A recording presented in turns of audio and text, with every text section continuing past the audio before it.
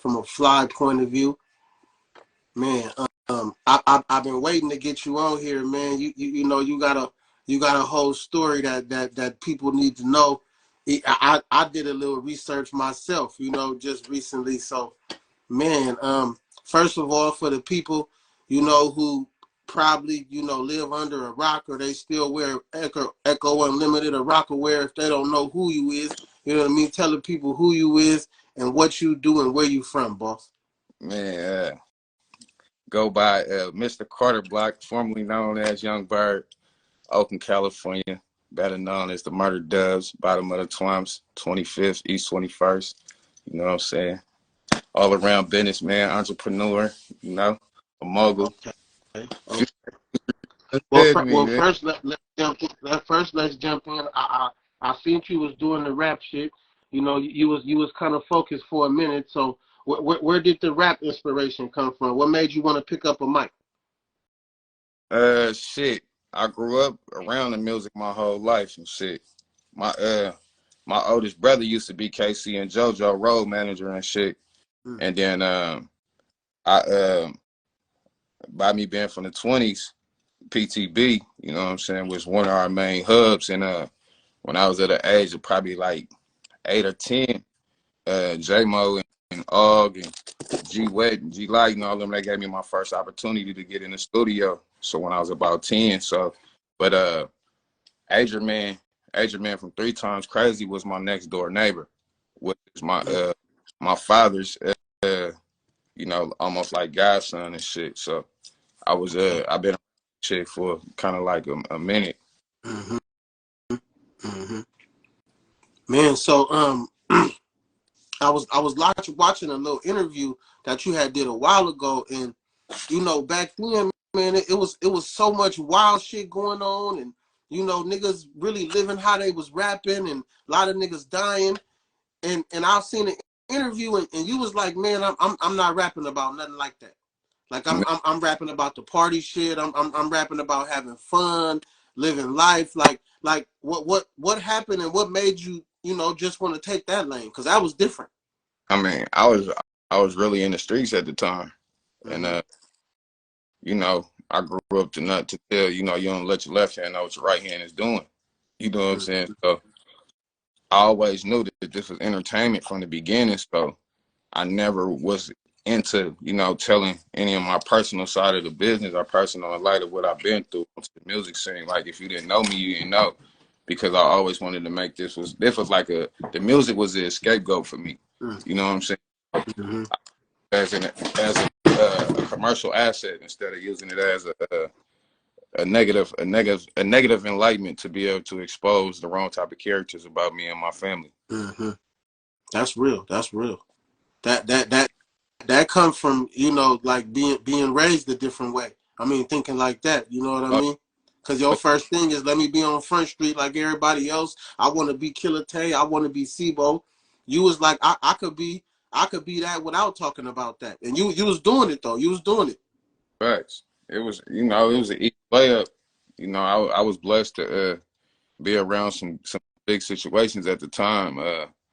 Early 2000s, I had a chance to sign with Shock G before he passed away, like probably like 07, 08. Mm-hmm.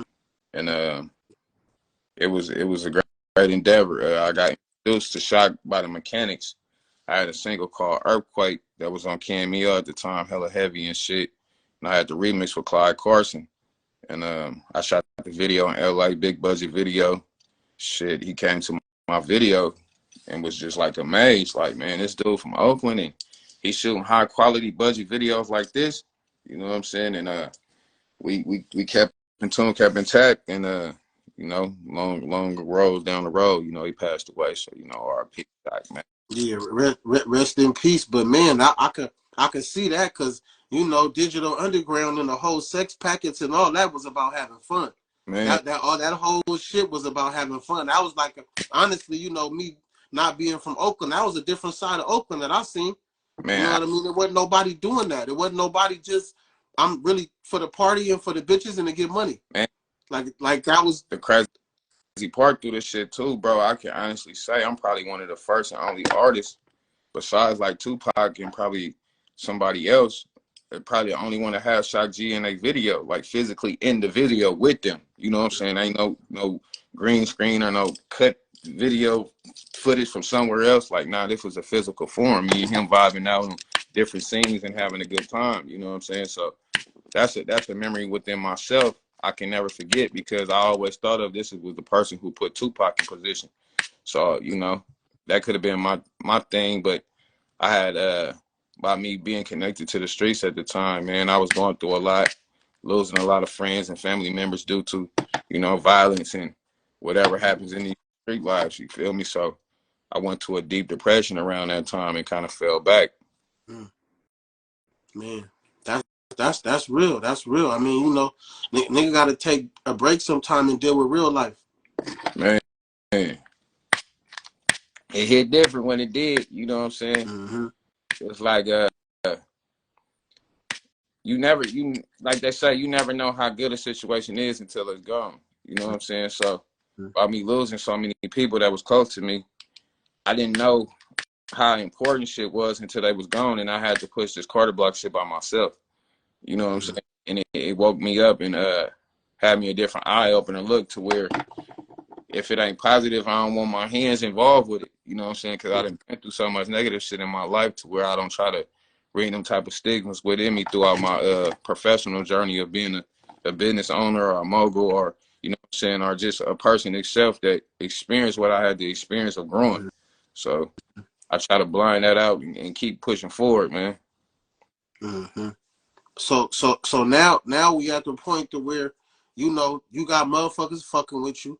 You know what I mean? You already got the Oakland stamp. You got that. But now, since you done been on that scale, the Bay Area know you. So now with people knowing you and you got the motion, what made you just be like, I'm about to just be a CEO and fall back? Like what was the moment that was like now I'm about to just, you know, instead of me rapping and me doing the studio, now I'm finna orchestrate a label. Like that thought that what you doing, that shit don't come overnight. To just shift from a rapper to what you doing, like how was the transition? What made you feel like, man, this is what I want to do now? So my whole journey from 2004 until present day, uh, I was always kind of the leader of all the people that was around me. So I always had hella artists from day one. And even when I was rapping, I always had hella artists. So like if it wasn't my cousins, it was some of my partners or some of my peers that I knew outside of, you know what I'm saying, our circle. And what tuned me in to really focus on to my professional side of being the CEO more of was when my youngest son had came to me and was like, he wanted to be involved with the music. So I didn't What age was this? What age was this? How old was he? He was 10 and a half, almost 11. Okay. So this is exactly how it went. I took him 2017. Was it?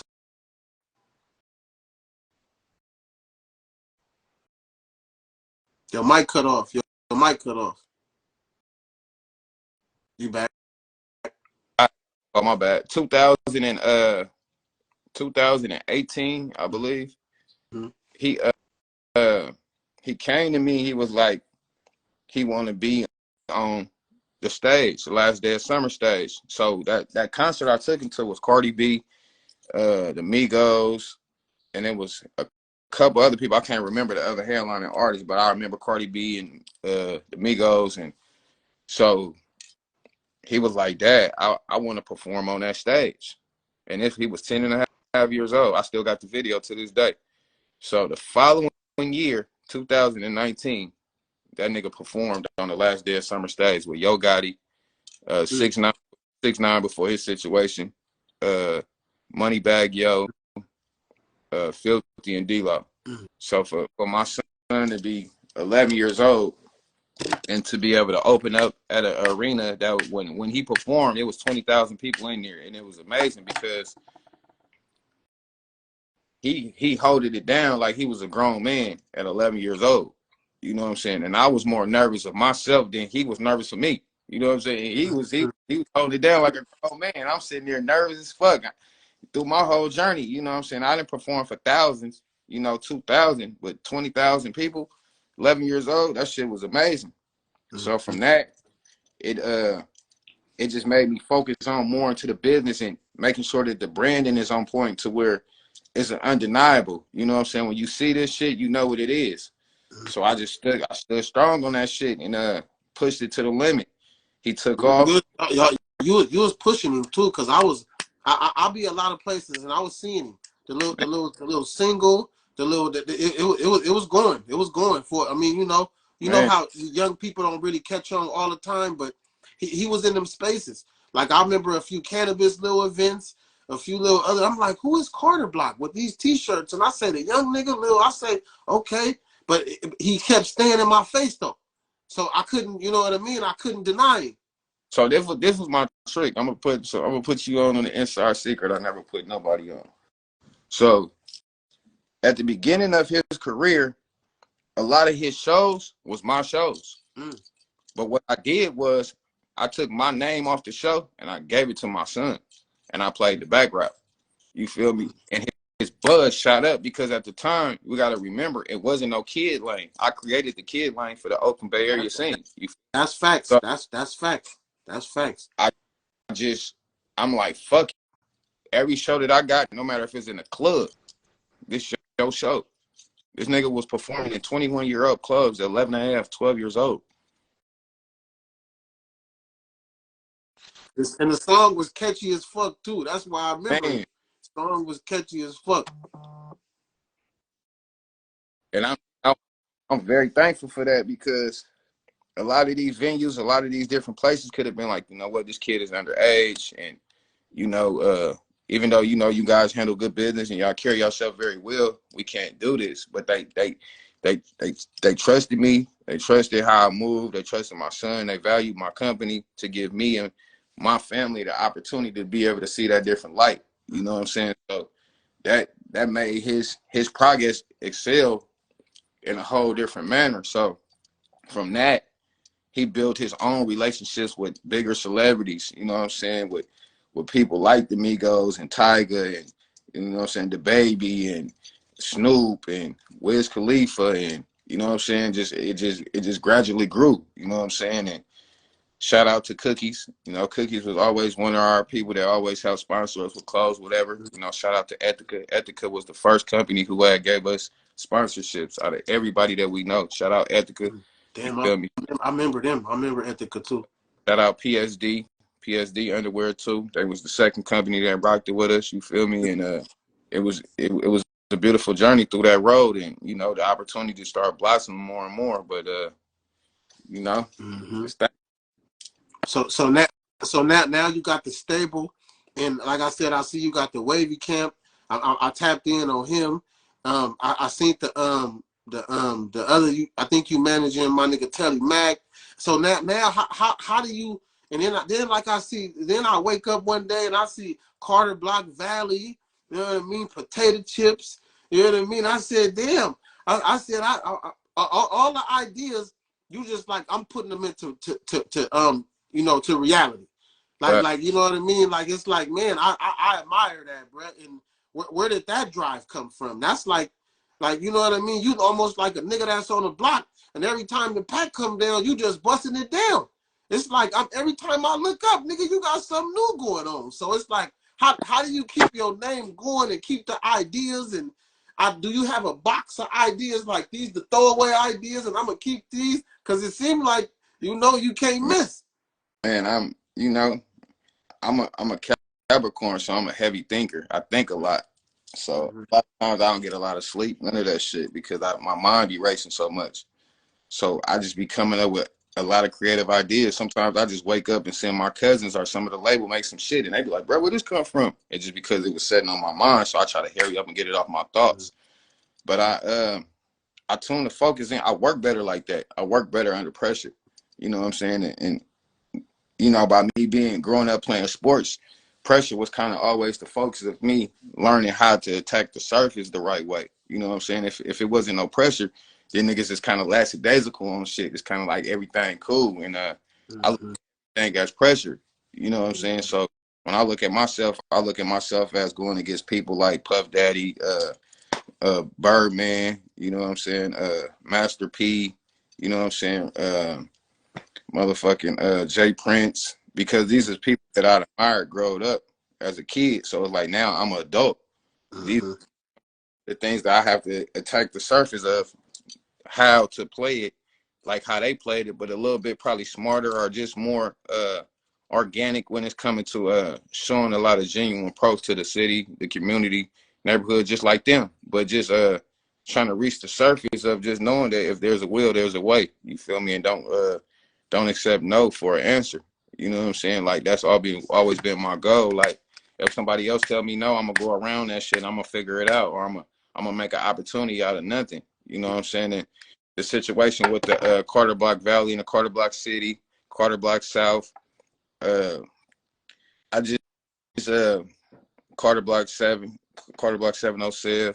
I just took the time out to one of the span and make sure that all of my peers around me is bosses. So where nobody get treated as a worker. You know what I'm saying? Like you got your own entity, you got your own entity. Like let's get some money. We can sit at the round table together and figure out how can we make something shake on a consistent basis of feeding each other in some type of way. You know what I'm saying? Like I just figure like if you teach each one day, I might be down, but knowing I got brothers or people in position, they can come back and help me one day.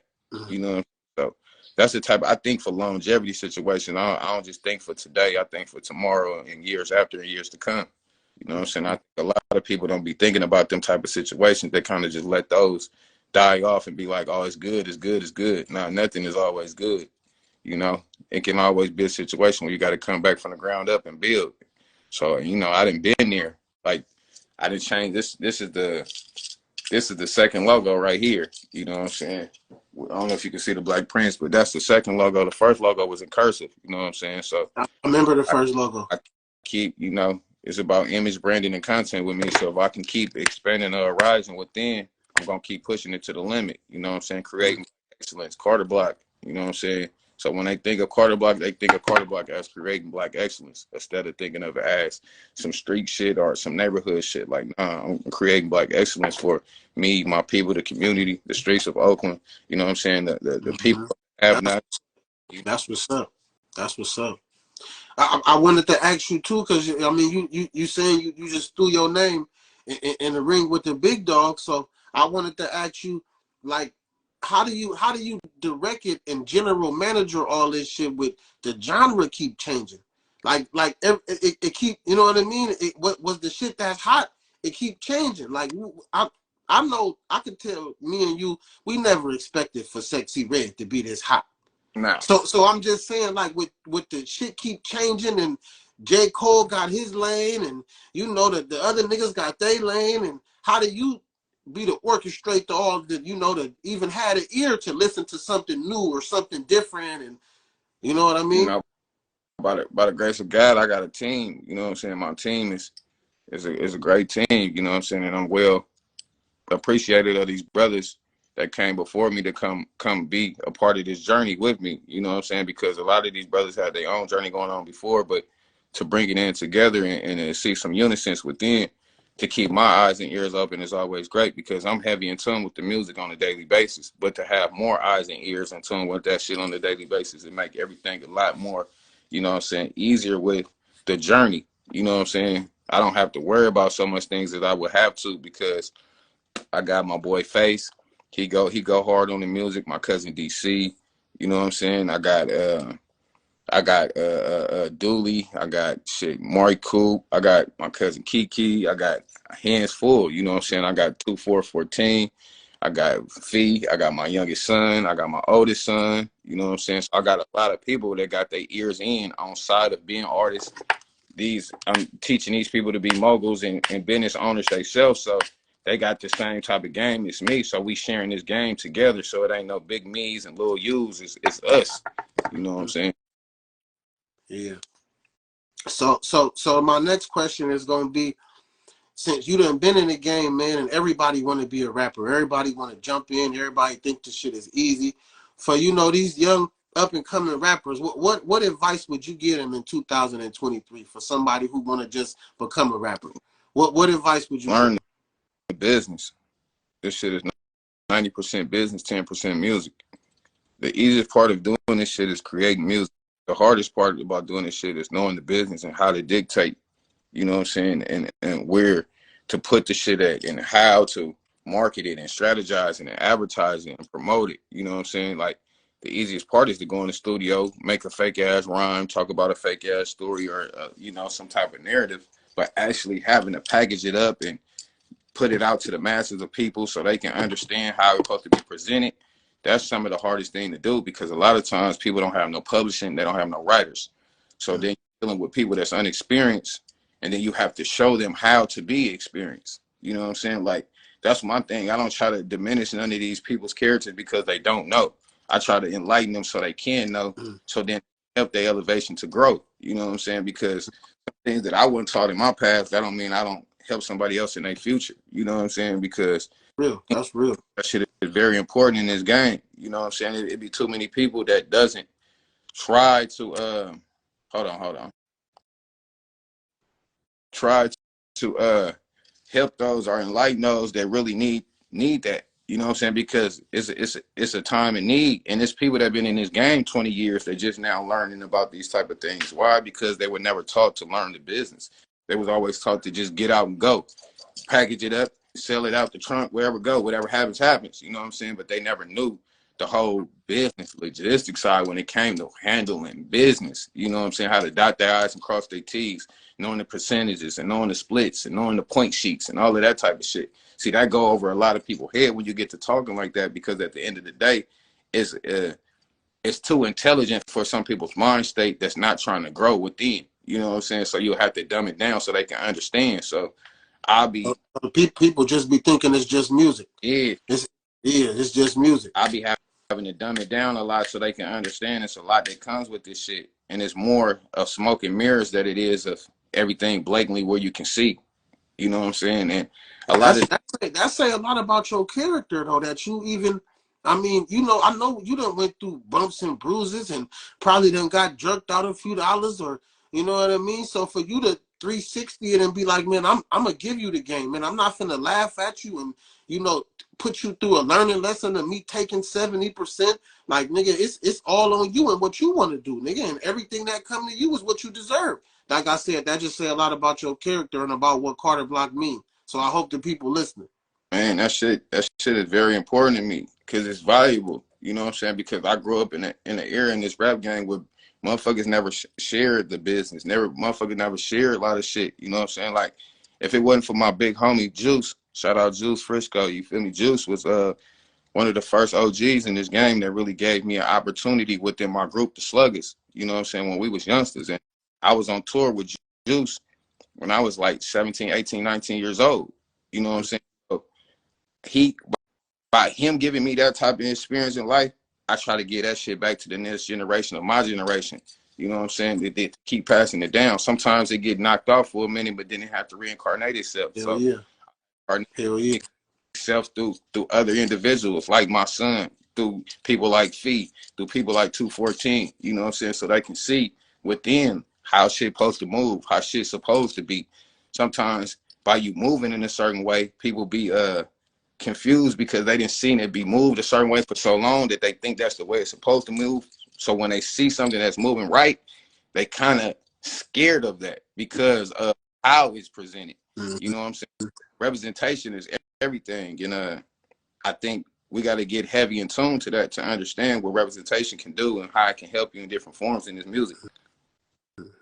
That's what's up, man. I mean, niggas need to read books, you know, sit down and have them conversations. You know what I mean? Go check in at them Mr. Fab wellness checks and all that. I mean, it's opportunities out there for people, man. Get out there and see what's going on, man, and talk to people. I was saying that to you know, somebody the other day, an artist. I said, man, you got to go in the room and be able to, you know, shake hands and kiss babies, man. Talk to people. Standing on the wall trying to be a tough nigga ain't gonna get you that rap career. You got to go in there and promote yourself and tell a nigga who you is, where you from, and what you could do for them. Facts. You know, and that's only stemmed to the tough guy aura that they was taught. It ain't that they wrong by it. It's just motherfuckers, they never had the right people around them to teach them how to move.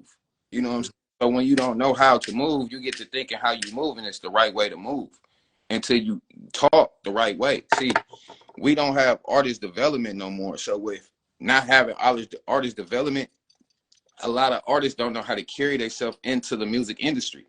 You know what I'm saying? So it makes everything tricky. So you get an artist fresh out the box thinking I know, yep, I know, but you don't know shit. You know what I'm saying?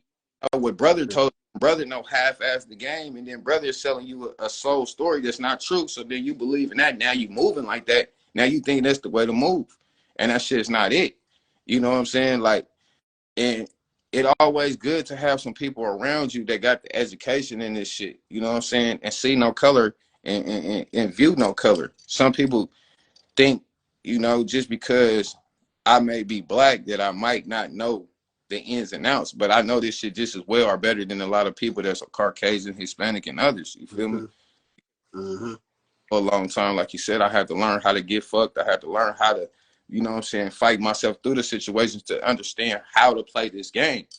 You know what I'm saying? This is a game. Just like life. Life is a game. You know what I'm saying? It can be chess or it can be checkers. Whatever one you play better, but it's a game. You know what I'm saying? So that's real. I just evaluate as this shit as in I'm playing Monopoly, and what is real estate to me is buying up value. So I hold some interest in this shit. If I don't hold no interest in this shit, then I'm really no asset to the community of what we call the music industry. That's some real shit, man. You just put something on my mind, man. That's some real shit. That's some real shit. Like if you ain't if you ain't out here helping, if you ain't trying to make situations better, nigga, for the world and for yourself, nigga, what is you in the way for? So man, I could dig that, bro. I could dig that. I don't want to hold you too long, but the last question that we always ask, because like I was telling you, you was saying you like to dumb it down and put it in layman terms for niggas. So the question we always end with is that young nigga that you know get that fresh little 30 or 40, you know what I mean? What should he do with the money? It's easy to crash out and buy a gun, man, go buy a car, go do this, go do that. We just want to talk about some little financial advice for a nigga that might not have a daddy or might not have no direction and he got a 40 ball or a 50 ball. What would your be advice to this young person? Because you know there's women out here who get money too. So this young person, what would your advice be? Learn about credit, because credit is a big asset. Don't hold value into the cash currency so much. Learn about credit, learn about financial literacy, learn about how and where to dictate your money at for the right avenues to see your money grow. Learn about stocks, trades, and bonds. Learn how to invest into the right things that's going to help you be an investor, you know what I'm saying, or an investee. You know what I'm saying? Learn how to decipher what's going on in the latest of technology. What's going on and what's popping right now that if you invest into this, that you can bring some asset to it. You know what I'm saying? The thing is to be an asset, not a liability. So it's like basically find out the different tricks and trades of doing some research. It don't hurt to do research. Everybody free. And doing looking up shit every day. Just look up for some things that what you would think that what people like. You got shit like Amazon. You got people shit that where people like earphones and earpods, and you know what I'm saying? You got to look into the latest trades and then reach on to that and then expand it from that. Then if you like to do music, bring it back to the music. And I say don't invest into the music part of it first. Find ways to make money, keep circulating, then invest into something make you have, because this shit come on a longer haul. It don't come up front. You know what I'm saying? That's what a lot of artists got to start understanding with this music shit. It don't come up front. It's a long haul with this shit. And those people that it do come up front too, that they are getting tricked out of their position to where a lot of their ownerships and their rights are not theirs no more because they didn't have no money to either defend on a partnership or they had to sign a bad deal. Not even a bad deal, a deal what was right for their situation at the time. Because shit, 360 deals is not bad deals if you don't have the right type of funding behind you. You know what I'm saying? But if you do, the things is good because you can have a 50-50 partnership. Now the position of power is completely different. Your type of verbiage of how you explaining yourself and what you want for yourself and your brand and your shit is going to mean something now because you have a partnership with them. But if you don't have a partnership, you have to go as is planned and what they're telling you to do, what the ability where they want you to reach and how far they want you to see and become. So that'd be the difference between, you know, a lot of this shit. You either want to be the partner or you want to be the employee. That's what's up. That's what we be saying on here, bro. You either want to be the pilot or you want to be the passenger, man. What you want, man? It's on you. Ain't nobody forcing you to do nothing, and I ain't gonna talk bad about you if you want to be a passenger or if you want to be an employee. I just want you to know you're gonna be working for me. Facts. But yeah, man, I appreciate you coming in here giving us this Carterblock, man. Because you know a lot of people we see it all the time. So you know, for the people who didn't know, man, here it is, man. And I seen some of the shit you was saying too. Like you the only, you know, with GT distribution, you the only one who got your own shit going. You got your own shit going over here, man. Congratulations to all that, bro. All of them is like super accomplishments, and I don't know if niggas be telling you all the time, but man, that shit, and that shit took hard work. That shit wasn't overnight, nigga. So we giving you your flowers, nigga, your roses, nigga, your all that, nigga. So keep going, bro. Keep going. And I see even your little son being a CEO just like you after the rap shit, and you know what I mean? The way you grooming him and all that, and man, people appreciate it, man. People appreciate it. Man, most definitely, bro. I appreciate you as well. You know what I'm saying? Taking your morning out to even give me the opportunity to speak a little bit of my my journey. You know what I'm saying? To give them a little history. You know, it's a lot. It's a lot that come with this shit. I ain't gonna lie, it's hours worth, but just to give a kind of a sum down, you know, it's always good to let the people know some of what I have been through and what I'm doing in my journey. You know what I'm saying? And I appreciate you, bro, and I value for you that what you doing and what you bringing into the game now, and by letting people voice their voice of, you know, because I done seen a lot of people come on your platform. You know what I'm saying? They got heavy asset going, but sometimes they voice don't get out there like how it's supposed to. So, you know, I salute you for that, for, you know, looking out for the people that need to be saluted instead of the people that's getting saluted on a daily basis. You know what I'm saying? I highly Oh, for sure, man. I appreciate you. And like I said, I done been to a few venues and I done seen a couple of your artists, man. Send them over here, man, so we could get an interview and, you know, talk about their journey, man. Because, you know, everybody's journey ain't the same, but sometimes it's similar. And maybe they could get some lessons and maybe they could make a left turn instead of a right turn, man, just by watching this show, man. So, like I said, we clapping for you. And man, keep Oakland on your back, man. Y'all the future. Y'all the future. So, most definitely. man, enjoy the rest of your day. It's a holiday. It's Columbus Day. So I guess, is it Columbus? Yeah. Oh, so most definitely. It's about stealing shit today. Come on. So steal something from somebody today. Because that's what we celebrate, nigga. That's what he did. He didn't do nothing but steal, nigga. So, you know what I mean? I don't promote that, but that's what they promoting, nigga. So, yeah, steal something today. Facts. Most definitely. Enjoy your day, boss. I appreciate you. Most definitely. Salute, man.